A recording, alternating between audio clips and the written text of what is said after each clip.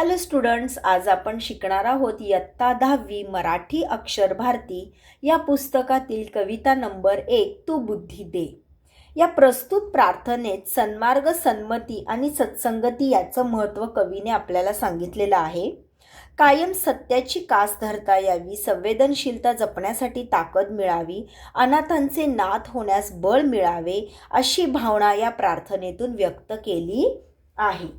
बघा कवितेमध्ये बघा, तू बुद्धी दे, तू तेज दे, नवचेतना विश्वास दे, जे सत्य सुंदर सर्वथा आजन्म त्याचा ध्यास दे।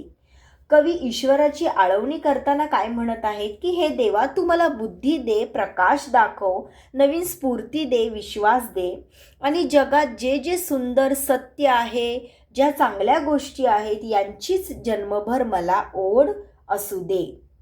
हरवले आभाळ ज्यांचे हो तयांचा सोबती, सापडेना वाट ज्यांना हो तयांचा सारथी, साधना करीती तुझी जे नित्य तव सहवास दे, ज्यांना घरदार नाही निराधार आहेत, जी बालक अनाथ आहेत त्यांचा तू सोबती हो, ज्यांना जीवन मार्ग नाही त्यांना काय कर तू एक चांगला मार्ग दाखव, म्हणजेच जे भरकटलेले आहेत त्यांचा तू मार्गदर्शक हो, सारथी हो म्हणजेच काय, त्यांचा तू मार्गदर्शक हो, त्यांना जीवन मार्ग दाखव। जे तुझी मनापासून भक्ती करतात, काय म्हटलेलं आहे, जी तुझी मनापासून भक्ती करतात त्यांना तू नेहमी सहवास घडू दे, तुझा सहवास त्यांना नेहमी घडू दे, त्यांच्या पाठीशी कायम तू उभा राहा। जाणवाया दुर्बलांचे दुःख आणि वेदना, तेवत्या राहो सदा रंध्रातुनी संवेदना, धमन्यातल्या रुधिरास या खल भेदण्याची आस दे, सामर्थ्य या शब्दास आणि अर्थ या जगण्यास दे। जाणवया दुर्बलांचे दुःख आणि वेदना म्हणजेच काय, जे पीडित आहेत, दुबळे आहेत, गोरगरीब आहेत अशा लोकांच्या वेदना आणि दुःख जाणून घ्यायची संवेदना तू माझ्या रक्तामध्ये दे आणि त्यांच्याबद्दल कायम संवेदना माझ्या रक्तामध्ये उजळत राहो, तेवत राहो, माझ्या नसातून वाहणाऱ्या रक्तातला दुष्ट दुर्जनांचा नाश करण्याची प्रेरणा देखील दे। माझ्या शब्दांना अशी अफाट शक्ती दे की माझ्या जीवनाला अर्थ देखील दे। जे पीडित लोक आहेत, गोरगरीब आहेत, त्यांच्या वेदना मला समजल्या पाहिजेत, त्यांचं दुःख जाणून घ्यायची काय दे, नेहमी संवेदना मला तू दे। सन्मार्ग आणि सन्मती लाभो सदा सत्संगती, नीती नाही भ्रष्ट हो जरी संकटे आली किती, पंखास या बळ दे, नवे झेपावण्या आकाश दे।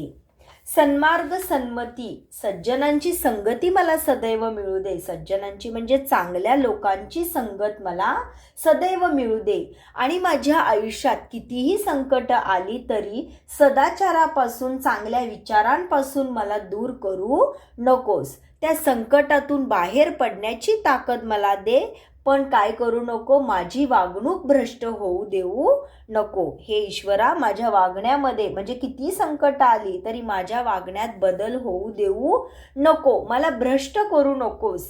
सदैव मला सज्जनांची संगत घडू दे आणि कर्तृत्वाच्या आकाशात भरारी घेण्यासाठी माझ्या पंखात बळ दे।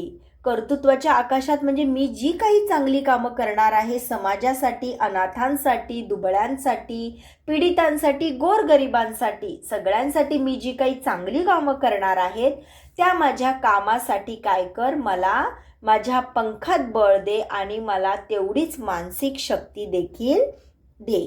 तर विद्यार्थी मित्रांनो, आज आपण जे बघितली कविता तू बुद्धी दे, यामध्ये जसं आपण बघितलं की याच्यामध्ये सन्मती, सत्संगती, चांगल्या लोकांची संगत आपल्याला घडणं खूप महत्त्वाचं आहे आणि आपल्याला सदाचाराचं म्हणजेच काय तर आपले विचार कधीही किती संकट आली तरी आपले विचार बदलता कामा नये।